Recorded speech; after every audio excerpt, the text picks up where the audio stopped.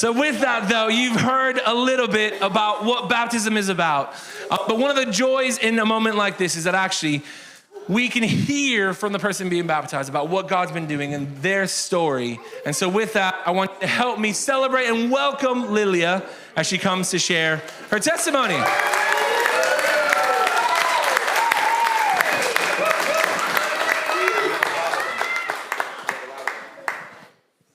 Morning, everyone. Most of you know me, but in case you don't, my name's Lilia. I'm not really used to being up here, so you'll have to bear with me. But I've been part of the GBC family for nearly 9 years now because my dad is the minister here. I don't really have any proper memories of not being in Gamlingay because we moved here when I was around 4. Most of the time, I like my dad being the minister here. For instance, one Boxing Day, we ended up driving around Cambridge till midnight with 99 turkeys, trying to get rid of them because M&S had too many. A night filled of driving, singing, and driving my dad crazy with us singing 99 turkeys to go, 99 turkeys to go. Yay! We've also had lots of late evenings hanging out at the church with the friends, having fun. Some of the other benefits of my dad being the minister are always knowing where the biscuits are.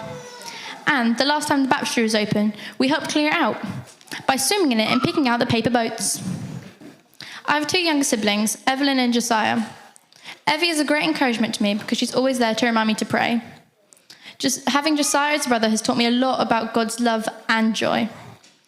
Both of my siblings have me trying to practice the spiritual gift of patience, but I'm not really there yet. Having my mum, Amanda, as a mother, I think has just been all-round beneficial. She'll try and help me in any situation and has a lot more patience than me. A few years ago, I was diagnosed with dyslexia, which for me mainly affects my spelling and processing in my brain, so sometimes you'll have to give me a second. I also have to work doubly as hard just to keep up with other people. I'm thankful to God for some parts of my dyslexia, and I've never been ashamed of being dyslexic. But a big question I have for God is, why did you make me dyslexic? But this has never challenged my faith. But one benefit of growing up in a Christian household, is that I always knew it was okay to have big questions for God. And I'm starting to realise that God has always placed people around me to help. For instance, my first and still favourite teacher was Claire Jarvis, who's a Christian and helped me with everything. She was constantly encouraging me and willing to learn from me, not just me learn from her, which gave me confidence. And I don't know anyone else who's received a house point for getting 0 out of 10 on a spelling test. I was so close on all of them. She was also there to pray for me and speak God's truth into my life. One of the ways I connect with God is through music, whether it's singing with the worship band here at GBC or with Wickham. Or if I'm at home with my headphones on, rapping along to Forrest Frank, currently one of my favourite Christian artists. Other things about me is that I love justice, despise unfairness, hate terms like normal and weird, because I just don't think there is such a thing. My parents think these are characteristics that God has given me. For me, I don't remember a time I didn't believe in God because I was brought up in a Christian house. Sometimes I miss seeing the blessings from God because I've always been surrounded by them. But I'm working on that. And my parents have told stories of using me as a toddler as I encouraged them to pray for people they didn't know needed support at the time. Even though I've believed in God for such a long time, it's taken me a while to decide to get baptised. Lots of people I see get baptised have big stories about how God has worked in their life, and I just didn't think I had a big enough testimony. Last year, I did a baptism course with Wickham, but after this, I still wasn't ready to get baptised because of the testimony thing. However, a few months ago, I came to the realisation that I was just going to keep going around in this cycle of thinking I didn't have a big enough testimony. And I realised that believing in God was the important thing, not what I had to say. Recently, my dad showed me an Instagram reel that said it was just as important for God to keep you out of the fire than it is for God to pull you out of the fire. This was a good reminder for me because I don't feel like I've been in the fire.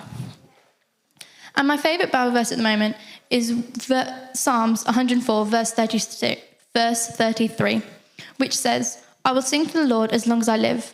I will praise my God till my last breath," which I think is God reminding me to praise him and see him in everything. I also really love singing.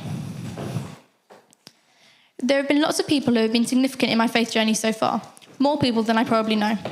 Some of the people I do know are my parents, my siblings, my Auntie B and my cousin Alina, the Webb family, the whole GBC family, the whole youth team, and Wickham for stretching my faith as I've been able to see other people's points of view. A particular person in the GBC family who has helped me on my faith journey through kids groups and our general life together and like being like another grandma to me is Sally. And I'm really excited that she's agreed to take part in today. So why am I getting baptized today?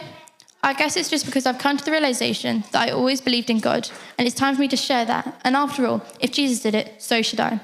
And this is just another step in my faith journey. To anybody else that may feel how I did about their testimony, Jesus was baptized and he was perfect. Nothing had gone wrong in his life. So if it's good enough for him, it should be good enough for us.